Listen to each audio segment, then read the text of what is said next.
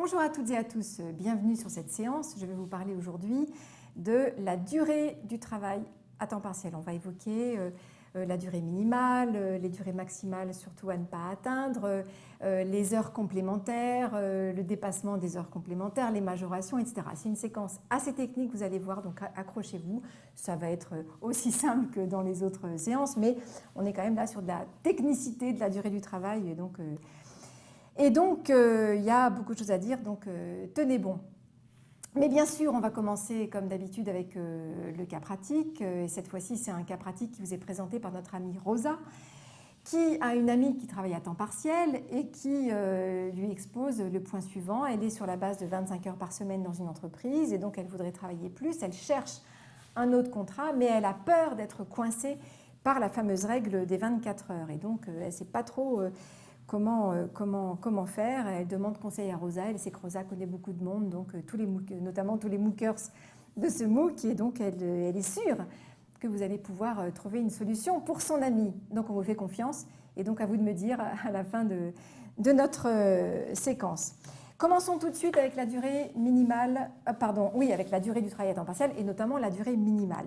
Cette durée minimale, elle est fixée en principe par une convention ou un accord de branche étendu. Donc la loi nous dit que c'est normalement aux partenaires sociaux de définir cette durée minimale qui peut, par exemple, pourquoi pas, être fixée sur la base de 20 heures par semaine. Si on n'a pas d'accord collectif sur le sujet, eh bien on appliquera ce que dit le Code du travail, c'est-à-dire les durées minimales posées par le Code du travail qui sont de 24 heures par semaine, 104 heures mensuelles ou bien l'équivalent annuel qui est de 1248 heures. Donc ça veut dire qu'un employeur qui souhaite embaucher un salarié à temps partiel, en principe, doit lui proposer un contrat de travail sur la base minimum de 24 heures par semaine. De nombreuses exceptions sont prévues sur le sujet. On va bien sûr les examiner ensemble. Avant de passer aux exceptions, un point sur cette fameuse durée minimale conventionnelle, c'est-à-dire cette possibilité qui est réservée aux branches de définir une durée minimum d'embauche inférieure à 24 heures.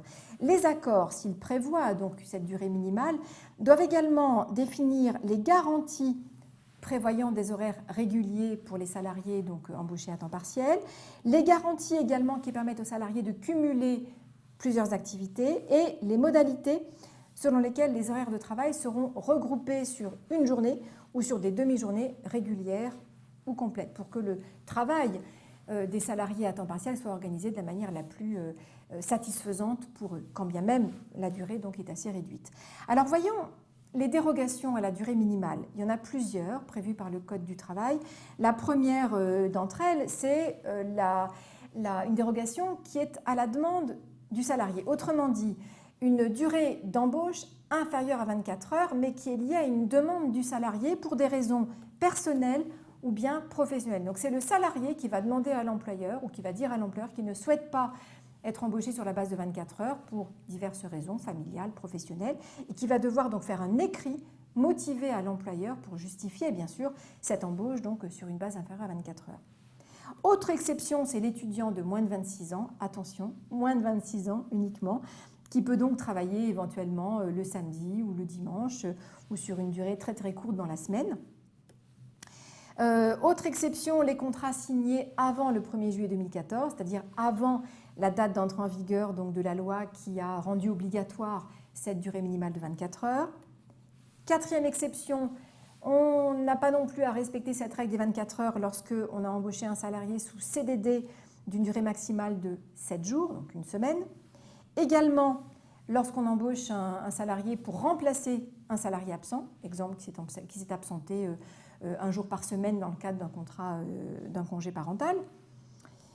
Également, la règle des 24 heures ne doit pas être respectée par les particuliers employeurs qui embauchent à domicile des personnes qui peuvent tout à fait travailler en dessous de 24 heures, quelques heures par semaine, 3-4 heures par semaine éventuellement. Et également, ne sont pas concernés par cette règle les employeurs des associations intermédiaires et des entreprises d'intérim d'insertion, les salariés évidemment. Alors un mot sur les interruptions qu'il peut y avoir dans le cadre d'une journée de travail pour les salariés à temps partiel. Voilà ce que dit la loi. Il est interdit de prévoir plus d'une interruption dans le cadre de la journée. Le mieux, c'est qu'il n'y ait pas d'interruption du tout, bien sûr, mais si c'est obligatoire d'en avoir, il ne doit y en avoir qu'une seule et elle doit être limitée à 2 heures au plus entre 2 séquences de travail, sachant que cette règle-là peut être aménagée différemment selon les accords collectifs qui peuvent prévoir donc éventuellement d'autres contraintes pour les salariés. Vous avez certainement dû entendre parler des avenants de complément d'heure, c'est-à-dire de la possibilité pour les employeurs d'augmenter temporairement la durée du travail des salariés à temps partiel, par le biais donc d'un avenant qui sera proposé aux salariés pour augmenter donc temporairement ce temps de travail. Attention, pour qu'on puisse proposer un avenant de complément d'heure aux salariés, il faut absolument qu'on ait un accord de branche étendu qui prévoit cette possibilité et bien sûr, il faudra un avenant au contrat du salarié parce qu'on est là sur de la modification du contrat et donc le salarié peut refuser l'augmentation de ses horaires. Que doit prévoir l'accord collectif qui précise donc cette possibilité de faire des avenants de complément d'heure? Il doit prévoir le nombre d'avenants annuels qui peuvent être proposés donc aux salariés. La loi nous les limite à 8 par an. L'accord doit aussi prévoir les modalités d'organisation de ces avenants, éventuellement une majoration de salaire. Pas obligatoire donc la majoration de salaire si on est sur ces compléments d'heure. Alors venons-en aux heures complémentaires, c'est-à-dire aux heures qui peuvent être effectuées par le salarié en plus de l'horaire de travail qui a été convenu et qui était défini sur son contrat.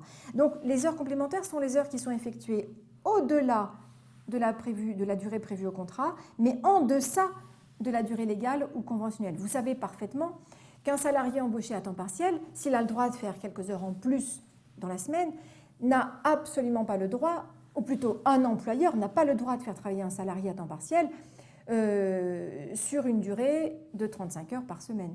Ne serait-ce qu'une seule semaine dans l'année.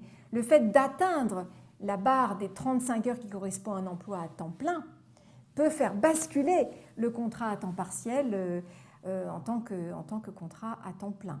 Hein, attention à ça. Alors, quel est le volume d'heures complémentaires possible? La loi le limite à 10% de l'horaire hebdomadaire et à 1/3 lorsqu'on a un horaire collectif qui le prévoit. Donc, exemple, on n'a pas d'accord collectif. J'ai embauché un salarié sur la base de 20 heures par semaine. Les heures complémentaires donc, sont limitées à 10%. Ça veut dire donc que ce salarié pourra travailler 2 heures de plus dans la semaine au titre des heures complémentaires. Supposez qu'on ait un accord collectif qui prévoit donc de porter à 1/3 le volume des heures complémentaires, et bien dans ce cas, par exemple, si j'ai embauché un salarié sur la base de 24 heures par semaine, il pourra donc faire 8 heures de plus, 24 et 8, 32, donc le salarié pourra travailler le cas échéant jusqu'à 32 heures dans la semaine. Quelle est la majoration prévue pour les heures complémentaires? Alors les majorations sont obligatoires dès la première heure complémentaire effectuée. Cette majoration doit être prévue normalement, enfin peut être prévue par un accord de branche étendu. Elle ne peut pas être inférieure à 10%. Si on n'a pas d'accord de branche sur le sujet, on appliquera ce que dit le Code du travail, c'est-à-dire une majoration de 10% pour la première tranche de 10% des heures qui sont faites au-delà de la durée prévue au contrat. Au-delà de ces 10%, eh bien on majorera à 25%. Il y aura des exercices sur le sujet, je vous le promets, en complément de cette séquence pour justement calculer le temps de travail et les majorations en cas de temps partiel. Continuons avec les heures complémentaires régulières. Attention, parce que la loi prévoit quand même des limites qui sont assez rigoureuses par rapport au fait de faire de manière régulière ces heures complémentaires. Voilà ce que dit la loi. Lorsque pendant 12 semaines consécutives, donc 12 semaines qui se suivent, ou bien sur 12 semaines, sur une période de 15 semaines consécutives, le salarié a travaillé au moins 2 heures de plus par semaine, donc lorsque l'horaire moyen correspond à un dépassement de son horaire contractuel d'au moins, non, oui c'est ça, de 2 heures au moins par semaine, eh bien le contrat de travail devra être modifié. Autrement dit, le salarié pourra en fait avoir un nombre d'heures pérenne qui devra être indiqué sur son contrat. Donc ça le protège d'une régularité donc excessive en matière d'heures complémentaires. Enfin, ça le protège. Je ne sais pas trop si on peut employer ce terme. En tout cas, ça lui donne la possibilité donc, de demander ou d'avoir une réévaluation de ses horaires si de manière systématique, en tout cas pendant 12 semaines ou plus, on lui demande de travailler sur une moyenne supérieure à 2 heures de travail par rapport à son horaire classique. Quelles sont les sanctions prévues pour l'employeur qui ne respecterait pas l'ensemble de ces règles? Eh bien, des sanctions civiles tout d'abord. Lorsque la durée hebdomadaire du contrat est portée à 35 heures ou bien lorsque elle atteint la durée conventionnelle prévue dans l'entreprise, même si c'est sur une seule fois, eh bien, il pourra y avoir requalification du contrat en contrat à temps complet.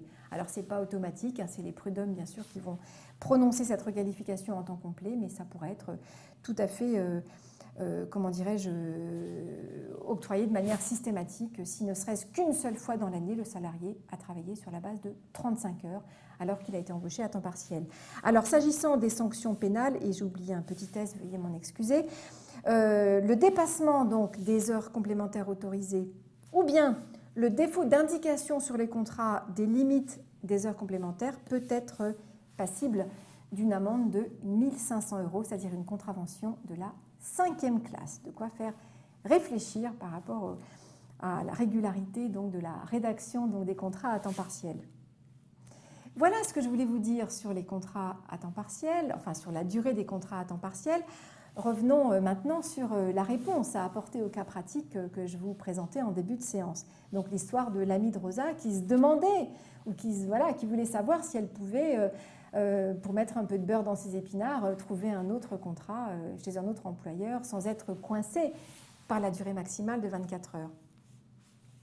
Réponse à apporter donc à cette amie, donc à transmettre à Rosa. Est-il possible donc de travailler à temps partiel sur des contrats inférieurs à 24 heures?